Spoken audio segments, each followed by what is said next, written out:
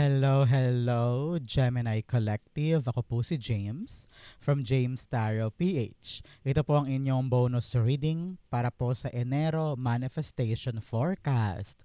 So Gemini, today magma-manifest tayo para sa buhay mo ngayong Enero. Okay? So let's begin. Inhale and exhale. Holy Spirit, Spirit Guides. Ibigay natin kay Gemini ang mga mensaheng dapat nilang malaman para sa buwan na ito. In your core energy, your current situation, you have the Two of Cups. In the area of what's blocking, ano yung humaharang sa iyong manifestations na dapat nating ayusin? The Four of Cups. Beautiful. In the area of what you need to do, ano kailangan mong gawin? The Four of Pentacles. Wow. Meron ka pong 4-4 here telling you the angel number of protection. So you're divinely protected, you are divinely cared for, kumbaga. So hindi lang ito ikaw, kundi buong pamilya mo din. So congrats po. You are very, very blessed. In the area of what you need to focus on, the Knight of Swords. In the area of what's coming in, you have the Wheel of Fortune. Wow! Lucky, lucky, lucky energy is yours. I-claim mo to. I claim fortune is mine. Sulat mo sa baba. It will be yours. In the area of your divine messages, meron po kayong the Six of Pentacles. In the area of your fortune, the Ten of Swords. Maganda to. Nasa fortune area mo, kaya mamaya i-detalye natin yan. In your near future, meron kang the Temperance card. Beautiful. At ang missing puzzle piece, ano yung kulang na ingredient para yung minamanifest mo ay talagang maganap na? Ito po yun. Mamaya sabay-sabay natin siya bubuksan at the end. But first, mga Gemini, thank you po muna sa inyong donations. Saka po sa mga hindi nag-i-skip ng ads, naku, yan talaga yung tanging paraan para po supportahan nyo ko sa tuwing meron tayong libreng reading for Gemini dito sa ating channel. Salamat din po sa mga nag-like at nag-comment, malaking bagay din po yan. So, in the background of your energy, the Eight of Wands. Wow, Eight of Wands sinasabi dito ng yung spirit guides Gemini, you need to give additional focus sa mga bagay na gusto mong maganap. Okay? Narinig ko rin dito mag-focus ka lang daw muna sa isa para hindi ka ganun mahirapan. Okay? May darating sa yung mabilis na resulta or mabilis na balita tungkol sa isang bagay o sa isang tao na kailangan mo talagang aksyonan, because nakita ko dito na hindi ito matagal mag-i-stay. Kailangan talaga mabilis natin itong i-grab, and we need to make a decision impronto para magkaroon to ng pagbabago sa buhay natin. Kumbaga narinig ko, hindi lahat ng tao ay magkakaroon ng gantong pagkakataon. Kaya you need to be alert and active sa pagpasok nito. Okay? Napakagandang energy in your background.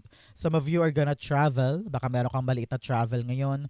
Pupunta ka sa kabilang bayan or sa Maynila. Baka meron kang aasikasuhin. But nevertheless, travel is involved for other Gemini dyan. But for others, kailangan talaga natin ng laser focus na attention sa isang bagay. Okay? In your core energy, this is your current situation. Meron ka pong the Two of Cups. Si Two of Cups, sinasabi ng yung spirit guides na ngayon, dumadaan ka sa isang negosasyon or pag-uusap with someone na parang hinihintay mo yung magandang sagot mula sa taong yon. And parang naramdaman ko may deadline, parang kailangan ng mahabol, kailangan ng maasikaso, kailangan ng matapos. Kaya you're making sure that this conversation ay talagang planchado. Whether ito ay conversation about love life or conversation about a certain job, a certain opportunity na ayaw mong maiwan sa ere ng hindi planchado ang lahat-lahat. You're actually confirming something with someone para ma-make sure mo na garantisado yung gagawin ninyo at hindi ka ma-misinterpret at hindi ka mag-expect ng sobra-sobra, no? Sinasabi dito na ang bala mo this month, Gemini, ay magkaroon ka ng matinong pag-uusap. Talagang heart-to-heart talk. Kayo'y nagkakaunawaan with this person. Maaaring kapatid to or lover or kaibigan or katrabaho, no? Kailangan talaga maganda ang ugnayan para magkaroon ng magandang sagot sa lahat ng bagay. Okay? Clarify natin siya. Oops, yes, the Hermit card. Sabi dito, huwag mong solohin lahat ng naiisip mo, lahat ng nararamdaman mo, dapat sinasabi mo yan. Okay? You've been in isolation for so long. Kitang-kita ko dito yung pagsosolo mo for quite some time. Pero panahon daw ito para sabihin na, para iparating na kung ano talaga yung nararamdaman mo. Maaaring nakapagmuni-muni ka na at nakapag-isip-isip ka na sa mga dapat gawin. Kaya kitang-kita ko dito yung quick action. Maaaring meron ng taong may kipag-usap sa'yo, may development na, or meron ng resulta, kaya lalabas ka na sa isolation mode mo at kailangan mo daw ito talagang kausapin para planchado ang lahat at makausad na. Okay? Very important ito. So, Gemini, since ito po ay manifestation reading, ilapag mo na sa baba yung mga manifestations mo para sa buwan na ito. Isulat mo ay manifest blank in my life this January. It will happen for you. Malaking factor sa pagmamanifest ang pagsusulat ng manifestation. So go, write it down. Matutupad yan para sa'yo. Okay? In the area of what's blocking, meron kang inner balance and making peace. Sabi dito, kung ano man do yung mga bagay na nangyari sa'yo in the past, dapat daw magkaroon ka na ng kapayapaan sa puso mo sa kung ano man ang nangyari. Kumbaga, wag mo nang bugbugin pa ang sarili mo sa mga mistakes, sa mga mali mong ginawa, sa mga hindi mo ginawa, at sa mga bagay na talagang nag-fall short ka. Isipin mo na lamang na lesson learned yon. Kailangan mo talagang tanggapin sa sarili mo yung buong katotohanan at saka kung ano yung ginawa mo at kung ano yung mga bagay na bumuo sa'yo ngayon. Okay? It's all about setting yourself free from what happened in the past. Sabihin mo, okay na yun. Sige, relax na ako. Move on na ako. I am now learning a good, valuable lesson from what happened. Pero ngayon, hindi ako bawas or hindi ako mahina. Lalaban pa ako to better my life. Okay? Napaka-importante niyan. In what's blocking, ano daw yung humaharang sa yung manifestation? Meron ka pong Four of Cups. Si Four of Cups, narinig ko dito, kaya hindi pa pumapasok yung manifestation, it's because nakatutok ka sa mga maling bagay. Meron kang mga ginawa before na para bagang walang pinatunguhan, walang nangyari, walang um, walang kinasapitang maganda tungkol sa mga plano mong iyon. Ano? At ngayon dinadamdam mo siya.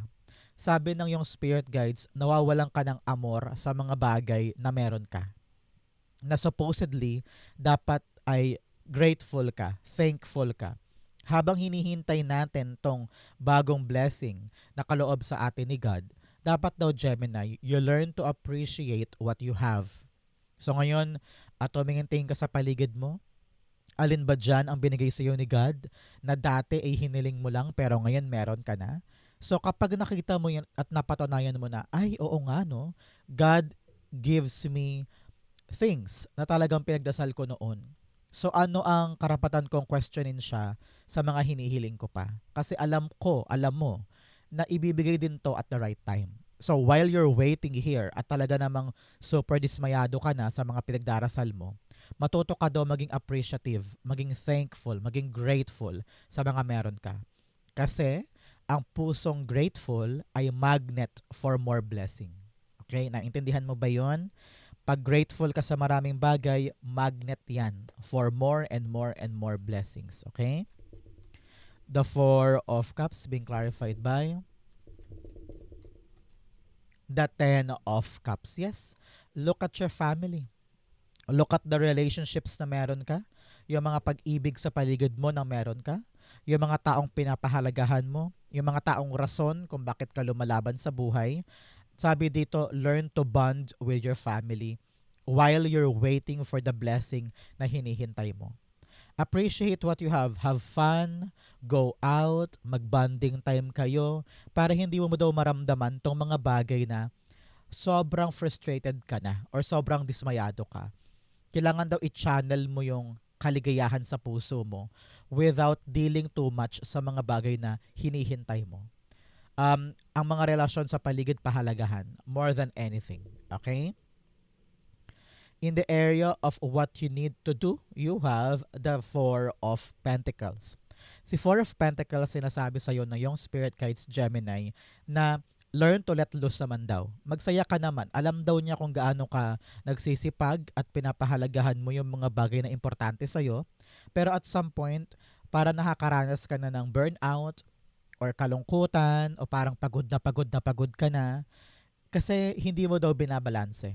Panahon daw to para mag-enjoy ka naman, lumabas ka sa iyong shell, no? Lumabas ka sa iyong isolation, matuto ka makipag-ugnayan with the right people para maramdaman mo naman yung balanse ng buhay. Okay? May stability ka naman dito eh. Pero paano mo daw ma-maintain yung stability kung nakatutok ka lang sa isang bagay na pagod ka na? Sometimes, kailangan mo din huminga, mag-relax, mag-try ng mga bagong experiences na bubuhay sa sistema mo at talaga magpapa-excite sa'yo. That is something that you need right now. Para po sa ibang Gemini dyan, sinasabihan naman po kayo ng yung spirit guides na maging matipid. Okay? May mga Gemini dyan na medyo hindi gano'n nasusunod ang kanilang budget or medyo excessive when it comes to their expenses. Kaya sabi dito, matutong mag-ipon ha, matutong mag-ipit ng pera para may magagamit ka kapag kinakailangan mo. Okay? Importante to. Clarify natin siya.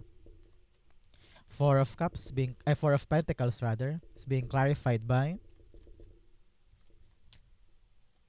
you have the Five of Pentacles. Yes, you feel so alone. Kasi nga ginagawa mo ang lahat mag-isa. You feel like you're in your own journey, walang tumutulong sa'yo, you feel like walang taong handang magbukas sa mga pintuan para sa'yo, no? Parang feeling mo, pinabayaan ka, inabandon ka, or ikaw lahat pumapasan, kaya para ang hirap-hirap. Kaya nga sabi ko sa inyo, panahon to para mag-let loose. Buksan mo ang puso mo, buksan mo ang isip mo, at makipag-bond ka with other people para hindi mo laging maramdaman yung ganyang problema o ganyang pagkalungkot. Okay?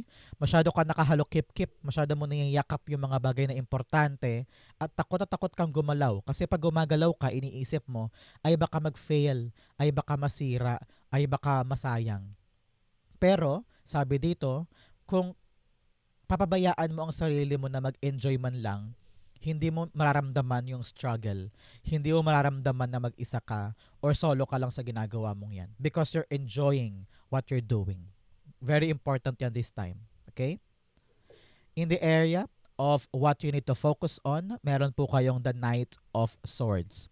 Sabi dito ng iyong spirit guides, wag ka magmamadali. Pero, dapat daw lumalaban tayo forward. Hindi umaatras, hindi pumupunta sa past, hindi bumabalik sa pinanggalingan na para bagang back to zero lagi. No. Sabi dito, kailangan lagi ang action natin forward, paabante. Huwag susuko, huwag mawawalan ng energy, huwag mawawalan ng stamina para ilaban yung isang bagay. Pero kaakibat nun, dapat dahan-dahan lang. Pinag-iisipan, okay? Dapat dito ay umuupo ka muna, pinaplano, um, uh, minomolde para magkaroon ng magandang outcome bago ka humakbang. Both cards are telling you with the Knight of Swords and the Temperance card telling you to slow down and enjoy what you're doing. Masyado ka nagmamadali sa isang bagay. Kaya sabi ko nga sa inyo kanina, nakakita ako ng deadline eh. Para may hinahabol ka lagi, meron kang gustong makuha agad-agad, pero pinapayuhan ka na, relax lang, dahan-dahan lang so that hindi ka magkamali in your process. Okay? Clarify natin siya. The Knight of Swords being clarified by the Death card. Okay, sabi dito, panahon na para baguhin natin yung ating pananaw sa ating mga kilos. Siguro napapansin mo to na kapag nagmamadali ka, lalo ka nadidiskaril. Kapag binibilisan mo yung proseso, lalong dumadami yung problema, di ba? So, sabi dito, ngayon na kapag umatake tayo sa isang bagay, pag sumugod tayo sa isang bagay, dapat iniisip natin kung ano yung mga makabagong paraan na gagawin natin para tong bagong laban natin okay na. Diretso, walang problema. Siguro, sabi ng yung spirit guides, magbalik tanaw ka daw sa mga dati mong laban na nagkamali ka. At hanapin mo doon kung ano yung mga valuable lesson na pwedeng hindi ko na gawin para this time around, maging tama na yung action mo. Okay? It's all about you assessing and trying to decipher kung ano ba yung mga pagbabagong dapat kong i-implement para tong bagong laban ko dire-diretso. Okay? In the area of what's coming in, meron kang far away places, get ready for new horizon. Yes, sabi ko nga sa inyo, some of you are gonna travel, meron kang gagawin na bago, meron kang mga ugnayan na magpapropel sa'yo, palabas sa iyong comfort zone, and you are now reaching new heights. So congrats po sa mga may travel dyan, sa mga may gagawing bago, at may pupuntahang bagong experiences. I-claim mo to kung para sa'yo to. Claim, claim, claim, it will be yours. Another message, desert passage, trust there's a divine plan. Yes, magtiwala ka lang, may plano sa'yo ang Diyos. May magaganap. Kaya kung feeling mo ngayon stuck ka at parang walang nangyayari at parang feeling mo you're so left out or alone, may magbabago para sa'yo. May plano sa'yo ang Diyos. Kaya idaan mo yan, idiretso mo yan. Everything will be fine. Okay? In what's coming in, you have the wheel of fortune. Palakpakan muna. Talagang napakaswerteng energy. Titigan mo tong mabuti, Gemini. I-claim mo to. This is for you. Sabi ng yung spirit guides, may maswerteng energy ka this time. Example, yung dating pinipilahan mo na trabaho, bigla-bigla tatawag na at pinapapasok ka na for training ka na daw agad. O kaya, bigla-bigla, bibilis yung proseso ng dokumento. There's something lucky energy para sa'yo sa buwan na ito. So, grab this opportunity, grab this moment para magawa mo yung mga bagay na gusto mo. Example, bigla-bigla, nakalinya ka pala for promotion. So, gawin mo yung makakaya mo para talagang mag-lock in itong swerte na to para sa'yo. Kumbaga, salubungin mo siya. Example, pangarap mo maging singer. Matagal ka na nag-iisip kung paano ka ba sisikat o kung paano ka ba magkakaroon ng career. Bigla-bigla nagkaroon ng pa-audition sa malapit na SM sa inyo.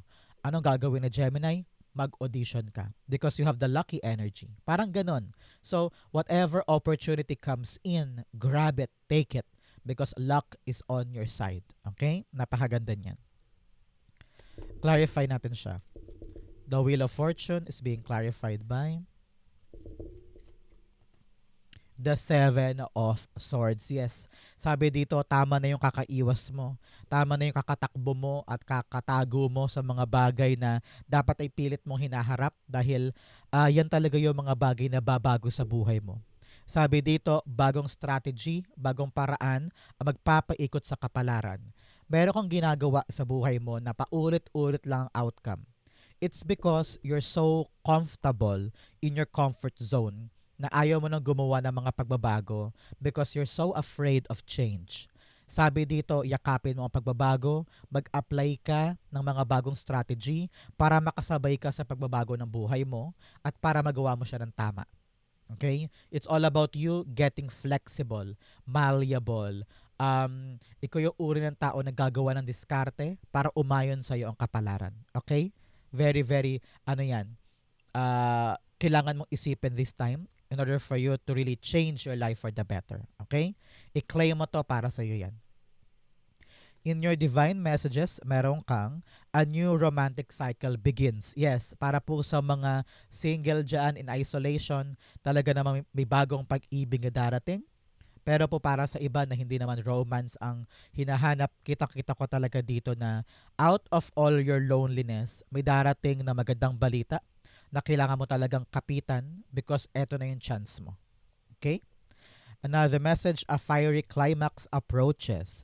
Meron daw pagtatapos, death card, sa isang bagay na pilit mong tinatrabaho or pinagusumikapan at nagka-transform na yan into something better. So congrats po. In your divine messages, kayo po yung pinapayuhan ng yung spirit guides Gemini this time around na matuto kang mag-isip mabuti kung saan mo daw ini-invest ang iyong time, energy, money, pag-ibig, effort, no? Doon daw dapat sa karapat-dapat. Kasi parang meron ka daw pinaglalaanan ng effort o ng time na hindi ka pakipakinabang. Example, nakaka 10 hours kang nanonood ng Korean novela, nilalamon na yung oras mo para matulog o para mag-ayos ng dokumento, di ba? So, you're putting something na hindi naman pabor sa'yo. So, kailangan daw i-evaluate mo this month kung ano yung mga bagay na kapakipakinabang na dapat yun ang pinag-focusan mo ng much better. No? So ngayon, kailangan talaga i-chupi mo na yung mga bagay na asungot sa buhay mo na pinaglalaanan mo na, ay, hindi pala pwede to, ay mali pala yan. So, yun yung mga bagay na kailangan mo isipin. Equal give and take. Okay? Ganon din kung maghahanap ka ng relasyon. Kailangan kung ano yung gusto mo, kaya mo ring ibigay para equal kayo ng reciprocation ng mga bagay na kaya mo rin kunin at kaya mong ibigay. Okay? Six of Pentacles being clarified by yun tumalon, yes, the Page of Cups. Kailangan daw maging truthful ka sa iyong nararamdaman, no? Hindi pwedeng may tinatago ka, hindi pwedeng meron kang kinikim-kim.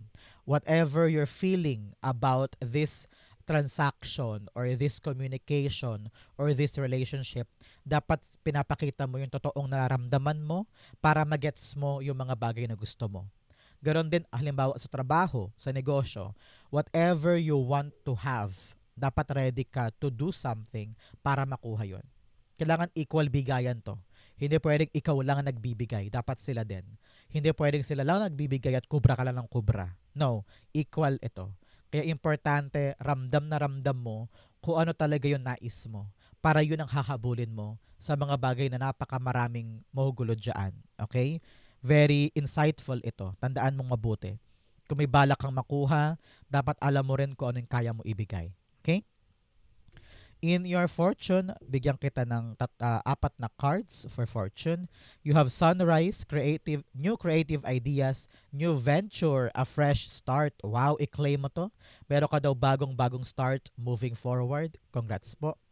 You also have romance is in the air. Yes, talaga may bagong pag-ibig, bagong romansa, o matibay na romansa para sa buhay ninyo.